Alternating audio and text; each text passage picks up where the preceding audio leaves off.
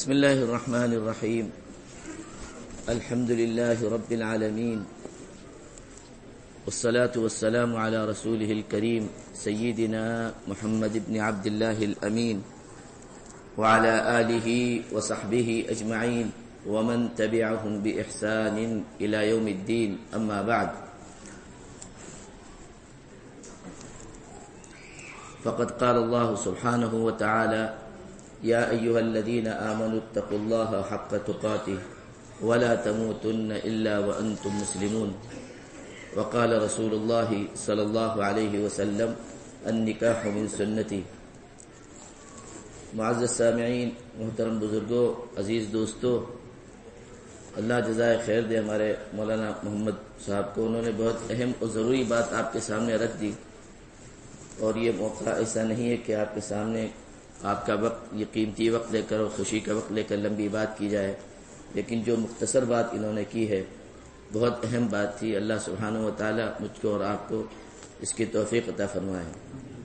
عجیب بات تو یہ ہے کہ نکاح کے موقع پر نبی کریم صلی اللہ علیہ وسلم سے جو خطبہ مسنون ہے، اس میں آپ صلی اللہ علیہ وسلم نے 3 آیتوں کی تلاوت کی ہے، اور تینوں آیتوں کی ابتدا یہی ہے. ایک میں ہے یا ایھا الذین آمنوا اتقوا اللہ حق تقاتہ، پھر دوسرے میں ہے یا ایھا الناس اتقوا ربکم الذی خلقکم، تیسرے میں ہے یا ایھا الذین آمنوا اتقوا اللہ وقولوا قولا سدیدا. تینوں میں جو ہے تقوی کا حکم ہے.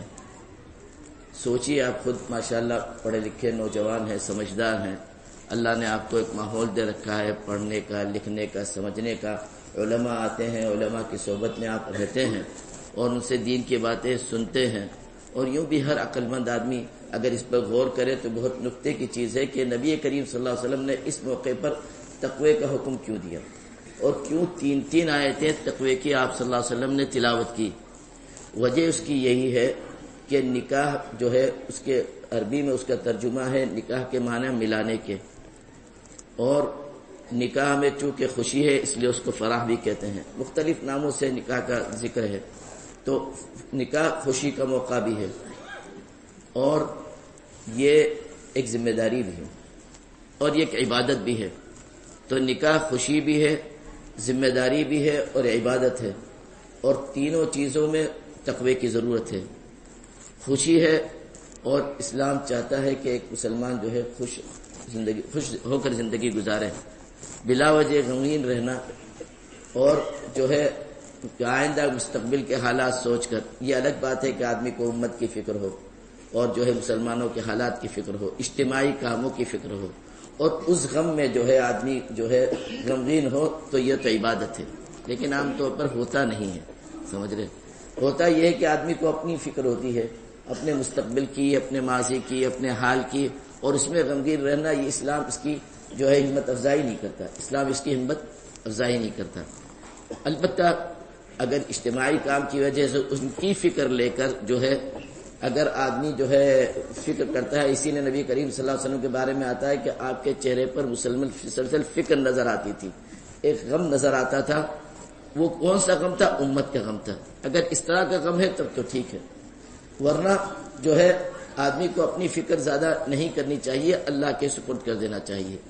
تو نکاح خوشی کا موقع ہے، خوشی کا موقع ہے. اور اسلام میں نے کہا چاہتا ہے کہ آدمی خوش ہو کر زندگی گزارے، لیکن اس کے شریعت نے اس کے دائرے مقرر کر رکھے ہیں، اس کے حدود متعین کر دیے. آپ اچھی طرح، میرے نوجوان عزیزوں، آپ اچھی طرح سمجھیے کہ ہم میں اور غیروں میں فرق ہے. ہم کو ہر وہ چیز نہیں کرنی چاہیے جو غیر کرتے ہیں. دونوں میں دنیا کرتی ہو، لیکن ہمارا قائد اور ہمارا آئیڈیل نبی کریم صلی اللہ علیہ وسلم نے، انہوں نے جو پابندیاں لگا رکھی ہیں اور جو حدود متعین کر دیے ہیں، اس سے آگے ہمیں نہیں بڑھنا ہے کسی بھی صورت سے. اسی لیے تو نبی کریم صلی اللہ علیہ وسلم فرمایا کہ دیکھیے ہم صرف حدیثیں سنتے ہیں لیکن عمل نہیں ہوتا ہے. آپ صلی اللہ علیہ وسلم فرمایا کہ دیکھو دنیا مومن کے لیے قید خانہ ہے اور کافر کے لیے جنت ہے. کیوں کہ قید خانے میں ساری پابندیاں ہوتی ہیں، اور یہ کرو، یہ نہ کرو، اس وقت کھاؤ، اس وقت نہ پیو، تمہیں اس وقت اٹھنا ہے، اس وقت ساری پابندیاں ہیں. تو ایک مومن کے لیے دنیا میں ساری پابندیاں ہیں. ان پابندیوں کا ہم کو جو ہے لحاظ رکھنا ہے. تلک حدود اللہ فلا تعتدوها. یہ اللہ کے حدود ہیں، اس سے تجاوز نہیں کرو، قرآن بار بار ہم سے یہ کہتا ہے۔ تو ہمیں اس قید خانے میں، جو اسلام کے قید خانے میں رہنا، ہمیں خوشی ہے اس کی، اور ہم اس کو اپنے لیے نعمت سمجھتے ہیں، اور ہم اس کو ایک بڑا انعام سمجھتے ہیں اللہ سبحانہ و تعالیٰ کہ اللہ سبحانہ و تعالیٰ نے اپنے فضل سے ہم کو بتائی ہیں کہ یہ چیزیں ہمارے لیے جو ہے یہ پابندیاں اور یہ ہمارے لیے حدود ہیں، اس سے ہمیں آگے نہیں بڑھنا ہے، اور وہ ہمارے ہی فائدے کے لیے، وہ ہمارے ہی فائدے، کیوں کہ اسلام آیا ہے اللہ کی طرف سے، اور اللہ کا بنایا ہوا، اللہ کا بھیجا ہوا دین ہے، اور اللہ کے ناموں میں سے ایک نام حکیم ہے، اور حکیم کا کوئی کام، کوئی پیغام حکمت سے خالی نہیں ہوتا۔ اس لیے آپ اس جو ہے چیلنج کے ساتھ کہیے کہ اسلام کی جتنی تعلیمات ہیں اس پر آپ جو ہے کوئی کمیٹی بٹھا دیے ریسرچ کرنے کی، کوئی بھی اسلام کا حکم ایسا نہیں ملے گا کہ جو ہے اسلام کی انسانی فطرت یا حکمت کے خلاف ہو۔ تو جتنی بھی پابندیاں ہم کو اسلام نے دے رکھی ہے، اس میں سب میں ہمارا فائدہ ہے اور اس میں سب میں حکمت ہے۔ تو ہمیں ان پابندیوں کا لحاظ کرنا ہے۔ اور دنیا کافر کے لیے جنت ہے، ان کے لیے کوئی پابندی نہیں ہے، جیسے جنت میں ہم پر کوئی پابندی نہیں ہوگی، جو چاہے آپ کھائیں، جس طرح چاہے رہیں، جس طرح چاہے آپ زندگی گزاریں، کوئی پابندی نہیں ہوگی۔ تو نبی کریم صلی اللہ علیہ وسلم نے کتنا اچھا سمجھایا ہے کہ اللہ کہ دنیا جو ہے مومن کے لیے قید خانہ ہے، پابندیاں ہے، اس کا لحاظ کرنا ہے، اور کافر کے لیے جو ہے جنت ہے، اس کے لیے کوئی پابندی نہیں۔ اگر ہم بھی ان پابندیوں کا لحاظ نہیں کریں گے، اور افسوس یہ ہے پھر بھی ہمارا معاشرہ بہت غنیمت ہے، اللہ کا احسان ہے، اللہ اس کو نظر بد سے بچائے۔ لیکن دوسرے ہمارے مسلمان معاشروں کو دیکھیے کتنی جو ہے اس طرح سے ان پابندیوں کی پامالی کرتے ہیں کہ ہمیں شرم آتی ہے۔ تو میرے عزیز دوستو، آپ نوجوان ہیں، اللہ کا شکر ہے ہمارا ماحول اچھا ہے، جو بھی ہم سے غلطیاں اس موضوع پر ہو رہی ہیں یا اس معاملے میں ہو رہی ہے اس کا ہم لحاظ کریں، اور کوشش کریں کہ جتنا ہو سکے ہم شادی کو شریعت کے حدود میں لے کر آئیں۔ کیوں کہ جو شادی شریعت کے حدود میں ہوگی وہ انشاءاللہ مبارک ہوگی۔ مبارک یہ نہیں کہ اچھی زندگی گزار لیں گے، نہیں، مبارک اس طرح ہوگی کہ جس طرح حضرت فاطمہ رضی اللہ عنہ کا نکاح ہوا تھا، حضرت فاطمہ رضی اللہ عنہ کا نکاح مبارک تھا نہیں تھا؟ اس طرح انہوں نے نکاح کیا، کتنی سادگی کے ساتھ نکاح، وہ مبارک اس لیے تھا کہ ان کے بعد ان کی نسلوں میں ہزاروں کی تعداد میں علماء، دعات، مصلحین پیدا ہوئے اور آج تک ہے۔ اور یہ سارا کا سارا ثواب کن کو ہے؟ یہ مبارک شادی اس کو کہتے ہیں کہ آپ کی نسلیں اچھی ہوں گی، یہ نہیں کہ آپ اچھی دو روٹی کھا لیں گے اور دو گز کے مکان میں اچھی زندگی گزار لیں گے، اس کو مبارک نہیں کہتے ہیں۔ یہ کوئی زندگی نہیں ہے، یہ تو جانور کی زندگی ہے۔ اولئک کالانعام، قرآن شریف کہتا ہے کہ جانوروں کی طرح یہ لوگ، جن کو صرف کھانے کی فکر ہے اور رہنے کی فکر نہیں۔ ہمیں ہماری نسلوں کی فکر ہے، ہمیں ہمارے آنے والی نسلوں کی فکر ہے، تاکہ ہم اس وقت آرام سے رہ سکیں جب ہم قبر میں ہوں گے۔ آج ہمارے بڑے قبر میں ہیں، ان میں سے وہی لوگ راحت میں ہیں کہ جن کی اولادیں مسجد میں آ رہی ہیں، اور جن کی اولادیں قرآن شریف پڑھ رہی ہیں، اور جن کی اولادوں کو دنیا کے دین کی فکر ہے، جن کی اولادوں کو شریعت کی فکر ہے۔ اور الیاذ باللہ جو لوگ دنیا میں مشغول ہیں، خوب اچھی گاڑیوں میں گھوم رہے ہیں، پھر رہے ہیں، خوب اچھا کھا پی رہے ہیں، لیکن نہ نماز سے ان کا تعلق ہے، نہ ان کا جو ہے شریعت سے کوئی تعلق ہے، نہ دین سے کوئی تعلق ہے۔ سوچئے کتنا افسوس کرتے ہوں، کتنا ان کے لیے جو ہے حسرت کا مقام ہوگا، کتنا حسرت کا مقام ہوگا۔ تو کل ہم کو بھی وہاں منتقل ہونا ہے، کل ہم کو بھی وہاں کی فکر کریے، تو وہاں آپ کے لیے مبارک، آپ کے لیے شادی اسی وقت مبارک ہوگی کہ جب آپ شریعت کے حدود میں شادی کریں، تو وہاں کی زندگی آپ کے لیے بہت اچھی ہوگی اور بہت مبارک ہوگی۔ تو شریعت کے جو حدود ہے شادی میں، اس کی ضرور پاس و لحاظ رکھیے۔ اور مسئلہ تو یہ ہے کہ جب ہم خطبہ پڑھتے ہیں نکاح کے موقع پر، جو مسنون خطبہ ہے اس میں یہ دو جملے بھی ہیں، من یہدہ اللہ فلا مضل لہ ومن یضلل فلا ہادی لہ۔ یہ بہت ڈرنے کی جگہ ہے کہ جس کو اللہ ہدایت دے دے اس کو کوئی گمراہ نہیں کر سکتا، اور جس کے لیے گمراہی کے فیصلے ہو جائیں پھر اس کو ہدایت نہیں ملتی۔ جس کے لیے لاکھ سنیں اور اچھی اچھی باتیں سنیں اور خوب سنیں کہ بھئی ایسا ہونا ہے، لیکن یہ کہ دیکھا جائے وَمَن يُضْلِلْهُ فَلَا هَادِيَ لَهُ، جس کے لیے گمراہی کے فیصلے ہو جاتے ہیں پھر اس کو ہدایت نہیں ملتی ہے۔ تو میرے عزیز دوستو اور میرے عزیز نوجوانوں، اس کی فکر کیجئے۔ نوجوانی میں آپ اگر اس کی فکر کریں گے تو یہ آپ کو صد مبارک ہو، اور ہمارے بڑے جو اس وقت جو ہے بڑے ہیں اور ان کی اللہ نے اولادیں بڑی کر رکھی ہیں، انہیں بھی گاہے گاہے اپنے بچوں کو اس کی فکر دلانی چاہیے کہ تم اپنے دوستوں میں تم فکر شروع کرو، تم اپنے دوستوں میں یہ بات عام کرو کہ دیکھو یہ انڈے، ہر وہ چیز دیکھیے نا، ہر وہ چیز جو شریعت کے حدود سے باہر ہے عقل بھی اس کو گوارا نہیں، سمجھدار عقل سلیم جسے کہتے ہیں، عقل سلیم اس کو کبھی برداشت نہیں کر سکتی۔ کیا آپ سوچ سکتے ہیں کہ ہمارے نوجوان ایک دوسرے پر انڈے اچھالیں گے، وہ بھی خراب انڈے؟ کیا عقل برداشت کرتی ہے اس کو؟ لیکن یہ ہو رہا ہی نہیں ہو رہا ہے، معاف کیجیے گا ہمارے گھر کی بات ہے، لیکن ہو رہا ہی نہیں ہو رہا ہے، یہ نہیں ہونا چاہیے۔ اور جو لوگ، افسوس یہ کہ جو لوگ خاموش ہیں سب گناہ میں شریک ہیں، جو لوگ ہمارے بڑے اس پر خاموش ہیں سب کے سب گناہ میں شریک ہیں۔ تو ایک دوسرے پر انڈے اچھالنا اس کی تو عقل بھی اجازت نہیں دیتے۔ اور میرے نوجوان، صرف یہ کہ خوشی کا موقع ہے، خوشی کا موقع ضرور ہے، لیکن آپ کی عقل اجازت نہیں دے رہی، اور اگر عقل اجازت دے رہی تو آپ کی عقل جو ہے اس کے علاج کی ضرورت ہے۔ دوسری چیز، ایک دوسرے کو اکتوبر میں بھی نکاح تھا ہمارے ایک عزیز کا، اور اسی مسجد میں نکاح کے بعد عشاء بعد ہمارے نوجوان کچھ بھائی آئے اور انہوں نے مجھے کچھ فوٹوز دکھائے۔ بیچارے نوجوان جو دولہے کے ساتھ چل رہے ہیں ان کو اتنا مارتے ہیں، اتنا مارتے ہیں، اتنا مارتے ہیں کہ بعض کو علاج کی ضرورت پڑتی ہے، اور حقیقت میں مرہم وغیرہ سے اس کے علاج کی ضرورت پڑتی ہے۔ میرے عزیزوں، جو ہو چکا اب بدلہ نہ لیجیے، آپ کے ہاتھ میں ہے۔ ہمارے نوجوان اچھے ہیں تو ہمارا مستقبل بھی اچھا ہے، اور اگر ہمارے نوجوان اچھے نہیں تو ہمارا مستقبل بیکار ہے۔ ہر وہ قوم زندہ اس وقت رہتی ہے جب اس کے نوجوان جو ہے دین دار ہوں، اس کے نوجوان صالح ہوں، اس کے نوجوان کام کے ہوں۔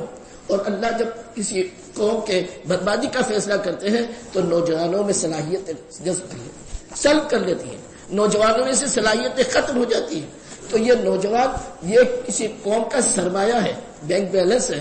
تو ہمارے نوجوانوں سے میں اپیل کرتا ہوں کہ شریعت کے حدود کی پابندی کیجیے، اور خاص طور پر الحمدللہ علماء کی تعداد ہماری قوم میں ہو گئی ہے، اور سمجھدار اور دین کو سمجھنے والے نوجوانوں کی تعداد ہماری قوم میں ہو گئی ہے۔ تو آپ اپنے دوستوں میں مہم چلائیے، اور یہ آپ طے کر لیجئے کہ جہاں یہ ہوگا ہم نہیں رہیں گے۔ جہاں آپ اگر اللہ کے لیے کریں گے تو اللہ آپ کو کبھی ضائع نہیں کرے گا، اور انشاءاللہ اس سے جو فائدہ ہوگا وہ آپ کے نام اعمال میں اور آپ کے والدین کے اور آباء و اجداد کے نام اعمال میں لکھا جائے گا۔ اور بہرحال کہنا ہمارا کام ہے، کہنا وذکر فإن الذکریٰ تنفع المؤمنین، آپ صلی اللہ علیہ وسلم نے بار بار کہا ہے۔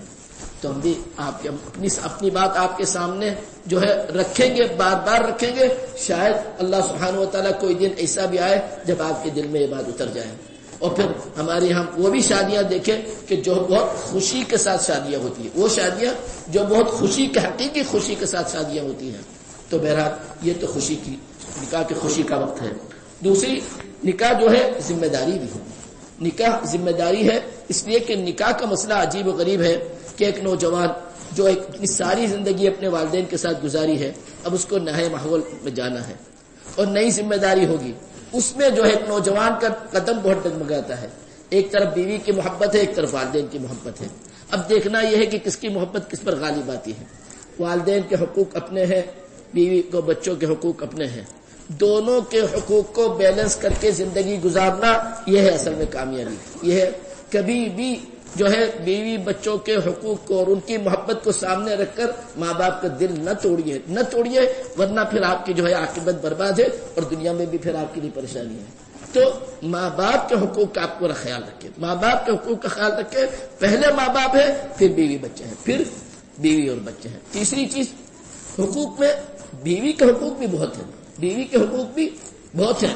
آپ کو کبھی یہ اجازت نہیں دیتی شریعت کہ آپ اپنی بیوی پر ہاتھ اٹھائیں۔ اگر آپ نے اپنے بیوی پر ہاتھ اٹھایا بلا وجہ، تو شریعت میں جو ماننے کا حکم ہے وہ مسواک سے ہے، اور مسواک بھی اس طرح ہے کہ آپ کا ہاتھ جو ہے کندھے سے اوپر نہ اٹھے۔ اس کے علاوہ اگر آپ نے مسواک سے بھی مارا اور کندھے سے اوپر ہاتھ اٹھ گیا تو کل قیامت کے دیدان میں آپ کو اس کا بدلہ دینا ہے۔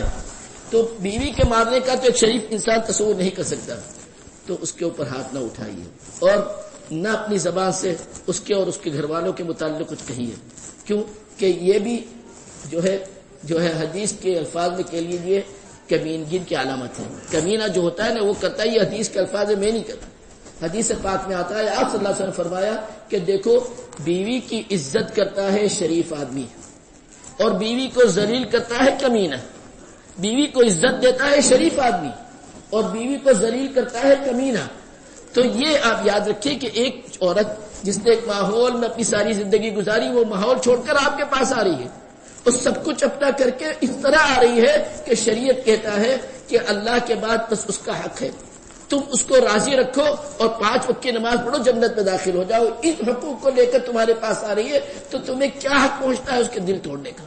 تو ان چیزوں کو بیلنس کرنا یہ ایک ذمہ داری ہے۔ اور تیسری چیز نکاح عبادت بھی ہے، نکاح موج و مستی اور جو ہے خواہش نفس اور اپنی ضروریات پوری کرنے کے ساتھ ساتھ عبادت ہے، اس کو مت بھولیے۔ اسی لیے جو ہے اسلام نے اس کے بھی آداب سکھائے ہیں، اس کی بھی دعائیں سکھائی ہیں۔ اپنی بیوی کو جب ملے اور اپنی بیوی سے اپنی ضرورت پوری کرے، ان ساری چیزوں کی نبی کریم صلی اللہ علیہ وسلم نے دعائیں سکھائی ہیں اور ان کے آداب سکھائے ہیں، ان کو بھی سیکھیے تاکہ آپ کا نکاح عبادت بن سکے اور آپ کا نکاح جو ہے حقیقت میں آپ کے لیے جو ہے سرمایہ بن سکے۔ تو ان تینوں چیزوں کا نکاح میں خیال رکھنا ضروری ہے۔ اللہ سبحانہ و تعالیٰ مجھ کو بھی توفیق عطا فرمائے، آپ کو بھی توفیق عطا فرمائے اور ہمارے نوجوان بچوں اور بچیوں کی حفاظت فرمائے۔ میرے عزیزوں، اپنی آمدنی کا خیال رکھیے، اپنی آمدنی کا خیال رکھیے، کہیں اس میں حرام مال اور حرام پیسہ نہ آ جائے، کیونکہ حرام پیسہ آیا تو نوجوان ہمارے مرد بھی ضائع ہوں گے اور نوجوان بیٹیاں بھی ضائع ہوں گی اور نتیجہ یہ ہوگا کہ ہمارا معاشرہ برباد ہو جائے گا۔ کوشش کیجئے کہ حلال آپ کی قسمت میں جتنا ہے وہ ملے گا آپ کو، آپ کے اوپر ہے اسباب اختیار کرنا، آپ کر کے دیکھیے، آپ کی قسمت میں جو ہے وہ ملے گا آپ کو، آپ کے بس فیصلے پر ہے کہ آپ اس کو حلال طریقے سے کماتے ہیں کہ حرام طریقے سے کماتے ہیں۔ آپ کی قسمت سے زیادہ ایک پیسہ آپ نہیں دے سکتے ہیں، لیکن اسباب اختیار کرنا آپ کے ہاتھ میں ہے۔ تو کوشش یہ کیجئے کہ آمدنی ہماری حلال ہو اور ہر طرح شبہات سے پاک ہو۔ اللہ سبحانہ و تعالی ہم سب کے لیے عبادتیں قبول فرمائے اور اس کو مبارک فرمائے، عمل کرنے کی توفیق عطا فرمائے اور اس مجلس کو بھی ہمارے لیے مبارک فرمائے۔